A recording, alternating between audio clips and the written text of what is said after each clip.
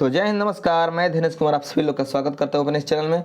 तो दोस्तों, हम लोग पढ़ रहे थे प्राचीन भारतीय इतिहास, और प्राचीन भारतीय इतिहास के संदर्भ में हम लोग ने दो टॉपिक खत्म कर लिया। कौन कौन से? साहित्यिक साक्ष्य और विदेशी यात्रियों का विवरण। हम आपको पहले ही बताए थे कि प्राचीन भारतीय इतिहास का जानने का 3 स्रोत है: साहित्यिक स्रोत, विदेशी यात्रियों का विवरण और पुरातात्विक साक्ष्य। तो हम लोग ने दो टॉपिक खत्म कर लिया, साहित्यिक साक्ष्य और विदेशी यात्रियों का विवरण। और इस वीडियो में हम जानेंगे पुरातात्विक स्रोत यानी पुरातात्विक साक्ष्य। ठीक है, तो चलिए बढ़ते हैं वीडियो की तरफ। तो पहला हमारा फैक्ट्स कह रहा है दोस्तों, हर फैक्ट्स आपके लिए महत्वपूर्ण साबित होगा परीक्षा के दृष्टिकोण से। हर परीक्षा में आपका यहाँ से प्रश्न आएगा ही आएगा, और आया भी है पहले। ठीक है, तो चलिए पहला हमारा जो फैक्ट्स कह रहा है दोस्तों, पहला फैक्ट्स कि अभिलेख, सिक्का, मंदिर, मूर्ति, भवन, स्मारक इत्यादि पुरातात्विक स्रोत के अंतर्गत आते हैं। ठीक है, ये जो सभी हैं ये पुरातात्विक स्रोत के अंतर्गत आते हैं, और इन चीज़ों को हम बारीकी से एक एक करके पढ़ते हैं। तो चलिए सबसे पहले हम पढ़ेंगे अभिलेख। ठीक है, अभिलेख भारत के भीतर, ठीक है दोस्तों, भारत के भीतर सर्वप्रथम अभिलेख जारी करने वाला जो शासक था वह था अशोक। कौन था? अशोक जो था भारत के भीतर अभिलेख जारी करने वाला प्रथम शासक था। और अशोक के अभिलेख ब्राह्मी लिपि, खरोष्टी लिपि तथा ग्रीक और अरमाइक भाषा में लिखे गए हैं। किस भाषा में लिखे गए हैं?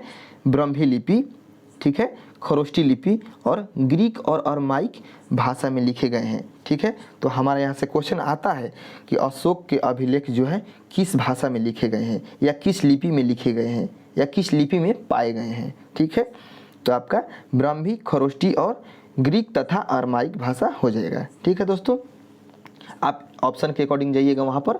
ठीक है, अगला फैक्ट्स हमारा है कि ब्राह्मी लिपि जो है बाएं से दाएं ओर लिखा जाता है, जो कि हम लोग लिखते हैं। ठीक है, जैसा कि आपको बता दें कि जो हिंदी में देवनागरी भाषा है वो भी आपका बाएं से दाएं लिखा जाता है, उसी प्रकार ब्राह्मी लिपि भी लिखा जाता है, यानी बाएं से दाएं।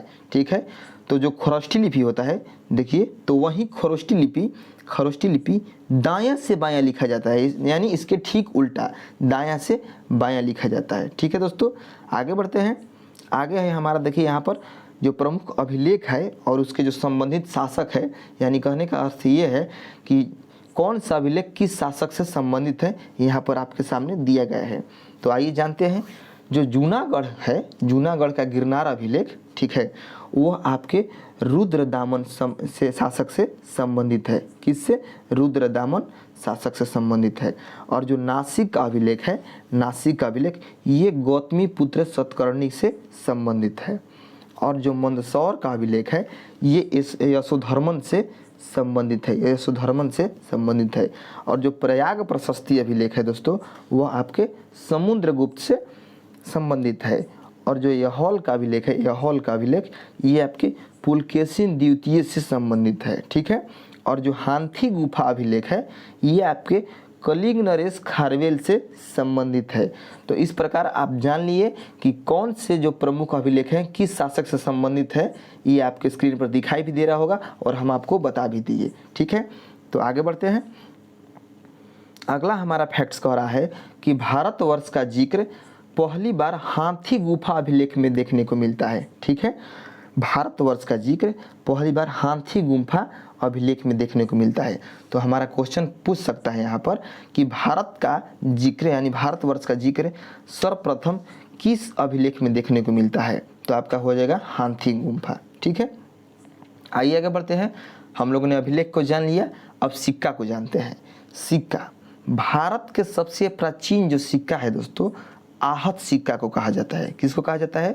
प्राचीनतम सिक्का को क्या कहा जाता है? आहत कहा जाता है। क्या कहा जाता है? भारत के सबसे प्राचीनतम सिक्का को आहत सिक्का कहा जाता है, और यह 6ठी सदी ईसा पूर्व का सिक्का है। कब का सिक्का है दोस्तों? 6ठी सदी ईसा पूर्व का सिक्का है।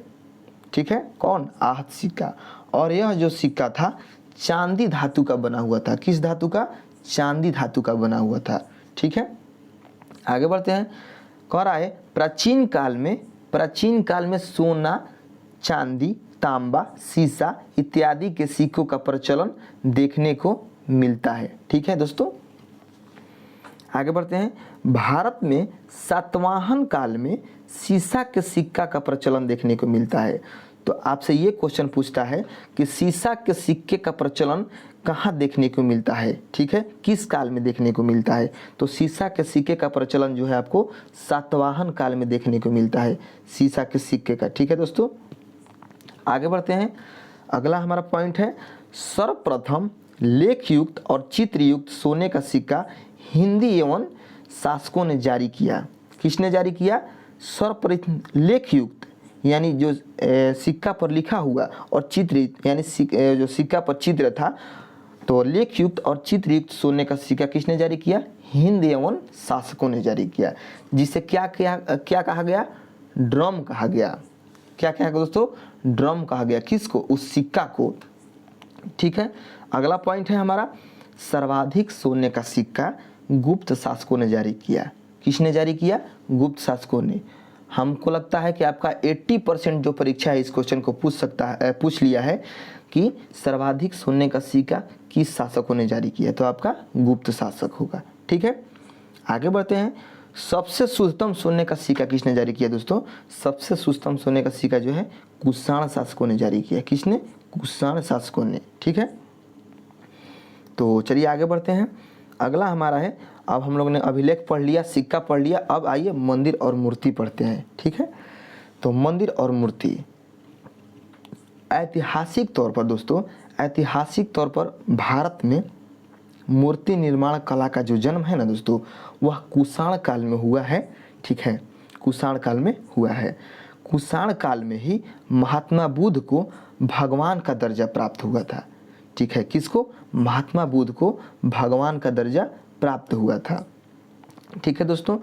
और मानव रूप में पूजित प्रथम प्रतिमा महात्मा बुद्ध की प्रतिमा है। यानी कहने का अर्थ ये है दोस्तों कि मानव रूप को जो पूजित प्रथम प्रतिमा है यानी मूर्ति है, वह महात्मा बुद्ध की प्रतिमा है, ठीक है। तो आइए आगे बढ़ते हैं। अगला हमारा फैक्ट्स जो है कह रहा है कि मंदिर निर्माण कला का जन्म गुप्त काल में हुआ, ठीक है। क्वेश्चन हमारे यहाँ से आ सकता है कि मंदिर निर्माण कला का जन्म किस काल में हुआ, तो आपका गुप्त काल में, ठीक है। गुप्तकालीन सबसे प्रमुख मंदिर उत्तर प्रदेश के देवगढ़ जिला में दशावतार मंदिर है, ठीक है। देवगढ़ जिला में दशावतार मंदिर है। और इस मंदिर में भगवान विष्णु को शेषनाग की सैया पर लेटे हुए दिखाया गया है, ठीक है। भगवान विष्णु को शेषनाग की सैया पर लेटे हुए दिखाया गया है इस मंदिर में। किस मंदिर में? दशावतार मंदिर में। और ये मंदिर कहाँ है? उत्तर प्रदेश के देवगढ़ जिला में, ठीक है। और मंदिर निर्माण कला का जन्म कब हुआ है दोस्तों? गुप्त काल में हुआ है, ठीक है। तो और अगला फैक्ट हमारा कह रहा है, छोटा सा पॉइंट है ये, आप देख सकते हैं स्क्रीन पर, और महत्वपूर्ण पॉइंट है। विश्व का सबसे बड़ा बुद्ध प्रतिमा जो है ना दोस्तों, वह कहाँ है? बोरोबुदुर प्रांत में स्थित है। और ये कहाँ है बोरोबुदुर प्रांत? इंडोनेशिया में। यानी इंडोनेशिया के बोरोबुदुर प्रांत में विश्व का सबसे बड़ा बुद्ध प्रतिमा है, ठीक है दोस्तों। अब आइए आगे बढ़ते हैं। आगे है हमारा पाषाण युग यानी स्टोन एज, ठीक है दोस्तों। तो पाषाण युग के बारे में हम चलिए जानते हैं।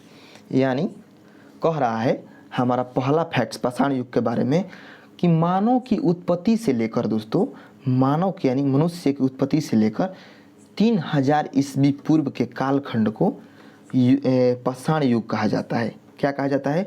यानी जब मानव की उत्पत्ति हुआ उससे लेकर 3000 ईस्वी पूर्व के कालखंड को क्या कहा जाता है? क्या कहा जाता है दोस्तों?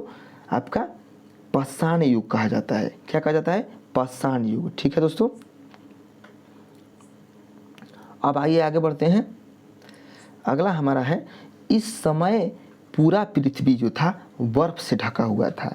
यानी जो मानव की उत्पत्ति से लेकर 3000 ईस्वी के बीच का जो कालखंड था, उस समय पूरा पृथ्वी बर्फ से ढका हुआ था, ठीक है दोस्तों।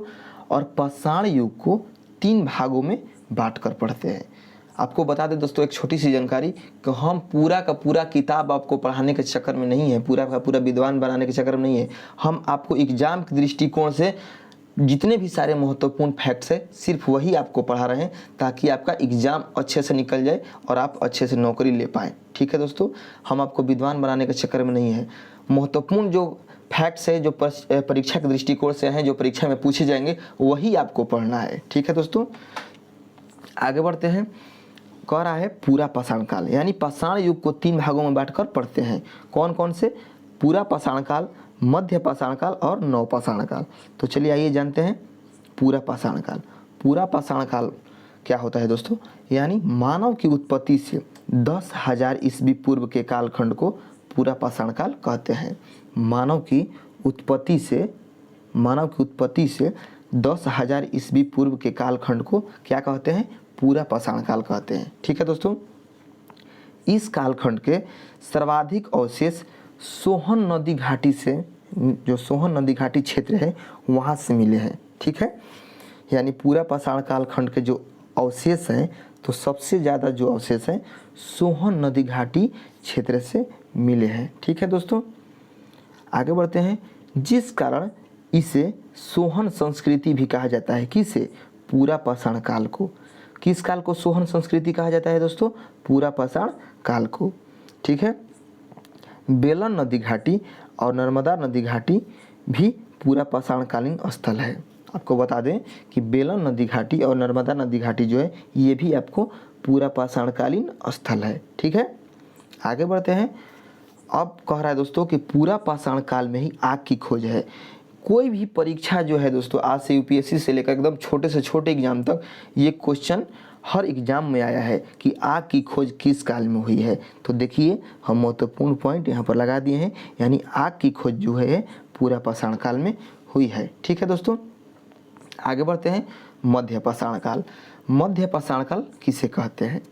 देखिए 10,000 ईस्वी पूर्व से 5500 ईसा पूर्व के कालखंड को मध्य पाषाण युग कहते हैं। ठीक है, प्रमुख मध्य पाषाणिक जो बस्ती था वह था आपका आदमगढ़, जो कि कहाँ है? मध्य प्रदेश में है। ठीक है, बगौर जो कि राजस्थान में है, महदहा, दमदमा, सरायनगर, ठीक है, सरायनगर जो कि उत्तर प्रदेश में है। ठीक है, तो ये जो था आपको हम बताएं आदमगढ़, बगौर, महदहा, दमदमा, ये जो था प्रमुख मध्य पाषाणिक बस्ती था। ठीक है, और मध्य पाषाण काल किसे कहते हैं दोस्तों? 10,000 ईस्वी पूर्व से 5500 ईस्वी पूर्व के कालखंड को मध्य पाषाण युग कहते हैं। ठीक है, और आपको बता दें छोटा सा पॉइंट मध्य पाषाण काल के बारे में। पशुपालन मध्य पाषाण काल से प्रारंभ हुआ है। ठीक है, मध्य पाषाण काल में प्रारंभ हुआ है। और आपको बता दें कि पशुपालन का जो साक्ष्य है दोस्तों वह कहाँ से मिला है? आदमगढ़ और बगौर से मिला है, जो कि आदमगढ़ आपका मध्य प्रदेश में है और बगौर जो है आपका राजस्थान में है। ठीक है, तो ये जो दो है स्थान, यहाँ से पशुपालन का साक्ष्य मिला है। ठीक है दोस्तों, आगे बढ़ते हैं। नव पाषाण काल। ठीक है, नव पाषाण काल किसे कहते हैं? 5500 ईसा पूर्व से 3000 ईसा पूर्व के कालखंड को नव पाषाण काल कहते हैं। ठीक है दोस्तों, 5500 ईसा पूर्व से 3000 ईसा पूर्व के कालखंड को नव पाषाण काल कहते हैं। और इस कालखंड में मानव जो था कृषि करना प्रारंभ कर दिया था। क्या करना प्रारंभ कर दिया था? कृषि। ठीक है दोस्तों, कृषि करना प्रारंभ कर दिया था। इसलिए नव पाषाण काल को कृषि संस्कृति भी कहा जाता है। क्या कहा जाता है दोस्तों? कृषि संस्कृति कहा जाता है। किसे? नव पाषाण काल को। ठीक है, आगे बढ़ते हैं। इस समय मानव मृदभांड यानी मिट्टी का बर्तन, मृदभांड यानी मिट्टी का बर्तन बनाना प्रारंभ कर दिया था। इसलिए इस संस्कृति को मृदभांड संस्कृति भी कहा जाता है। क्या कहा जाता है? मृदभांड संस्कृति भी कहा जाता है। ठीक है दोस्तों, आइए आगे बढ़ते हैं। आगे है इस समय यानी नव पाषाण काल के समय पत्थर के बने औजार में पॉलिश किए जाने लगे थे। यानी नव पाषाण काल में आपको जो औजार बनाया जाता था पत्थरों का, उसमें पॉलिश किया जाने लगा था। किस में? नव पाषाण काल में, जिस कारण इसे पॉलिश उपकरण संस्कृति भी कहा जाता है। किसको? नव पाषाण काल को। तो नव पाषाण काल को क्या क्या कहा जाता है दोस्तों? कृषि संस्कृति, ठीक है, कृषि संस्कृति, मृदभांड संस्कृति, मृदभांड संस्कृति और क्या, पॉलिश उपकरण संस्कृति। ठीक है दोस्तों। तो अगला पॉइंट है हमारा नवपाषाण काल के बारे में। इस समय ही मानव में अस्थायित्व के गुणों का विकास हुआ। अस्थायित्व के गुणों का विकास कहने का मतलब मानव रहना, एक जगह रहना प्रारंभ किए। ठीक है दोस्तों, मानव एक जगह रहना प्रारंभ किए, नहीं तो पहले का मानव भटकते चलते थे। ठीक है, आगे बढ़ते हैं। जो प्रमुख नवपाषाणिक बस्ती है दोस्तों, जैसे में हम लोग मध्य पाषाणिक बस्ती को जाना, ठीक है, उस प्रकार जो प्रमुख नवपाषाणिक बस्ती है वह है आपके बुर्जहोम। ठीक है, बुर्जहोम, गुपकराल, चिरांद, लहुरादेव, कोल्डी हवा और अतिरमकम, संगनकलु, पिकलीहल।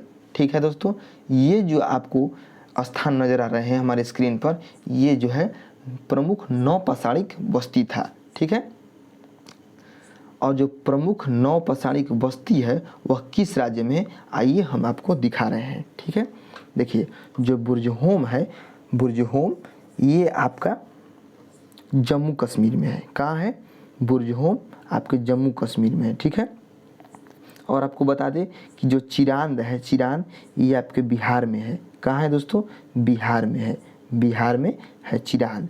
और जो मेहरगढ़ है ये आपके पाकिस्तान के बलूचिस्तान में है। और जो लहुरादेव है ये आपके उत्तर प्रदेश में है। और जो कोल्डीहवा है ये भी उत्तर प्रदेश में है। ठीक है, और जो आपको बता दें कि अतिरमकम है ये आपके कहाँ है, तमिलनाडु में है। कहाँ है, तमिलनाडु में। और जो संगनकलु है ये और पिकलीहल ये है आपके कर्नाटक में। ठीक है दोस्तों, कहाँ है, कर्नाटक में। आइए जानते हैं हर एक एक जो नवपाषाणिक बस्ती है उसके बारे में कि यहाँ से क्या क्या प्राप्त हुआ है। ठीक है, पहला नंबर बुर्जहोम और गुपकराल। तो बुर्जहोम और गुपकराल यहाँ से दोस्तों गर्तावास, गर्तावास कहने का मतलब है गड्ढा घर, यानी गड्ढा घर प्राप्त हुआ है। और मृदभांड यानी मिट्टी का बर्तन मिला है। कहाँ से, गुपकराल और बुर्जहोम से।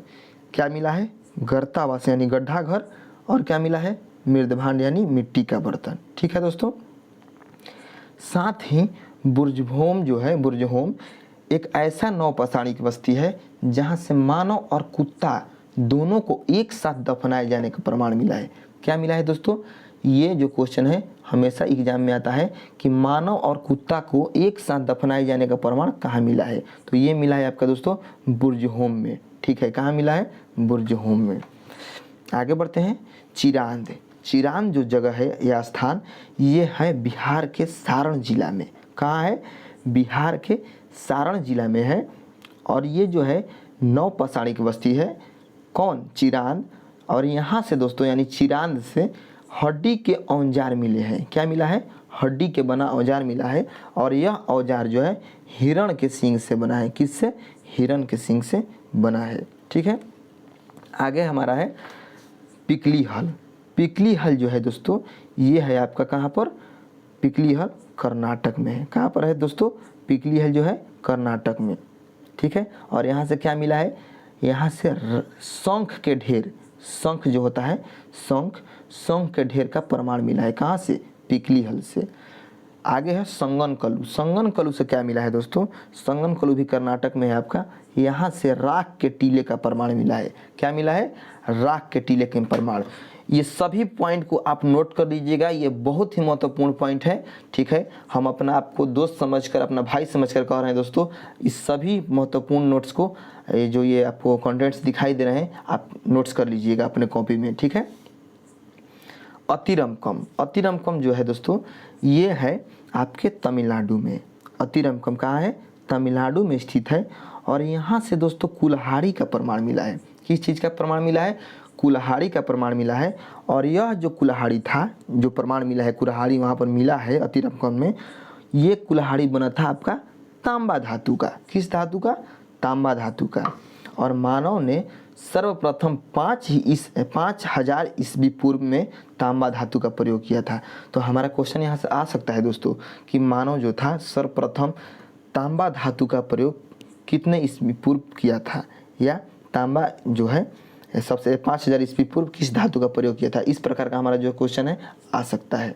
आगे बढ़ते हैं दोस्तों, आप स्क्रीन पर देखकर समझिए भी और हमारी आवाज़ को भी सुनिए और अच्छे से समझिए। ठीक है, काहे कि सब महत्वपूर्ण पॉइंट है। देखिए कोल्डी हवा जो है उत्तर प्रदेश में है, ठीक है, और ये इलाहाबाद के समीप में है। और यहाँ से दोस्तों चावल का सबसे प्राचीनतम साक्ष्य मिला है। क्या मिला है? चावल का प्राचीनतम साक्ष्य। आगे है दोस्तों मेहरगढ़ से क्या मिला है? मेहरगढ़ से मिला है दोस्तों कृषि का सबसे प्राचीनतम साक्ष्य, और ये जो है आपके पाकिस्तान के बलूचिस्तान में है। और यहाँ से कृषि के प्राचीनतम साक्ष्य मिले हैं। क्या मिले हैं?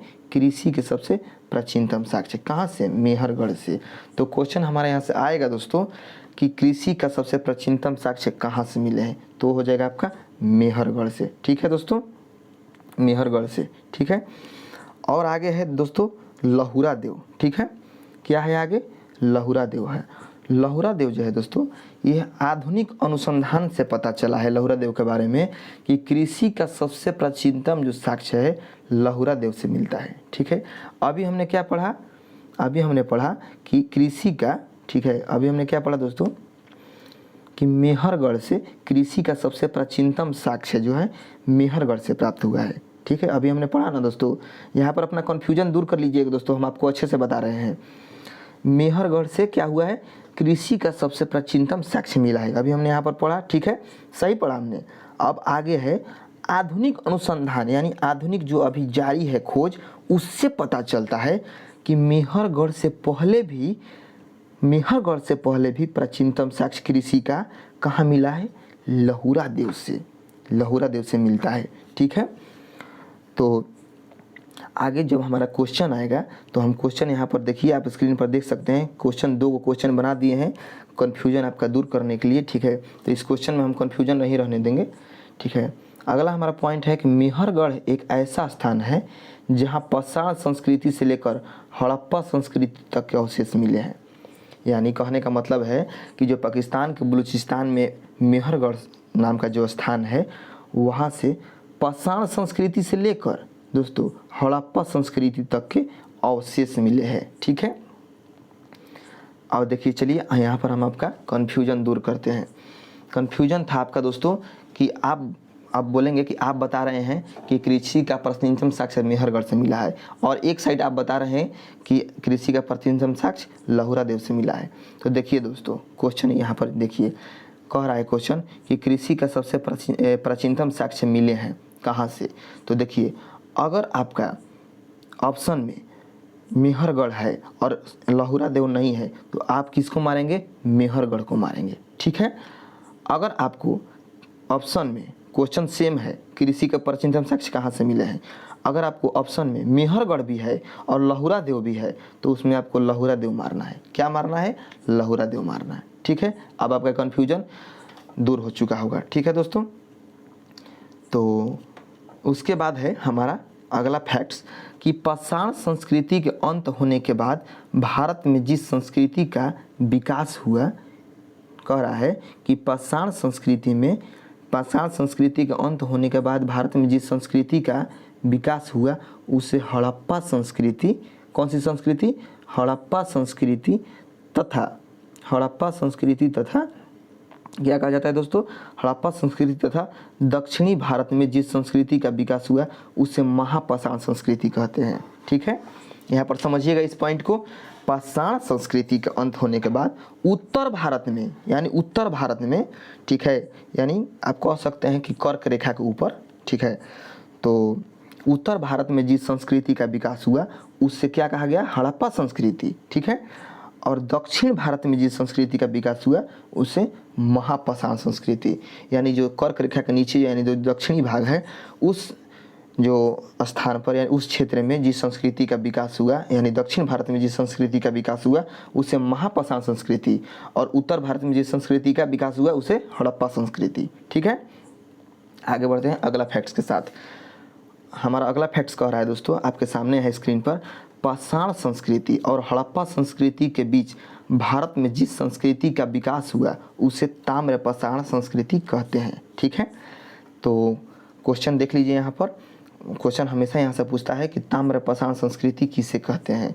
तो आपको हम बता दें कि पाषाण संस्कृति, ठीक है, यानी स्टोन एज, पाषाण संस्कृति और हड़प्पा संस्कृति के बीच भारत में जिस संस्कृति का विकास हुआ उसे ताम्रपाषाण संस्कृति कहते हैं। ठीक है, और यह एक प्रकार की, यानी जो ताम्रपाषाणिक संस्कृति है, यह एक प्रकार की ग्रामीण और कृषक संस्कृति हुआ करती थी और इस संस्कृति के प्रमुख उदाहरण निम्न है। ठीक है दोस्तों, तो यहाँ से हम यानी ताम्रपाषाणिक संस्कृति को अगले वीडियो में पढ़ेंगे, क्योंकि वीडियो लंबा हो जाएगा तो बहुत लोग जो है देख नहीं पाता है। ठीक है, तो हम अगले वीडियो में आगे का क्लास कल करेंगे। ठीक है, तो यहाँ तक हम लोग पढ़ लिए हैं और हम ताम्रपाषाणी संस्कृति कल पढ़ेंगे। ठीक है दोस्तों, तब तक के लिए जय हिंद, नमस्कार, मिलते हैं अगले वीडियो में। और वीडियो को हमारे खूब शेयर कीजिए और अच्छा लगे कंटेंट तो सब्सक्राइब कीजिए और चैनल को शेयर कीजिए।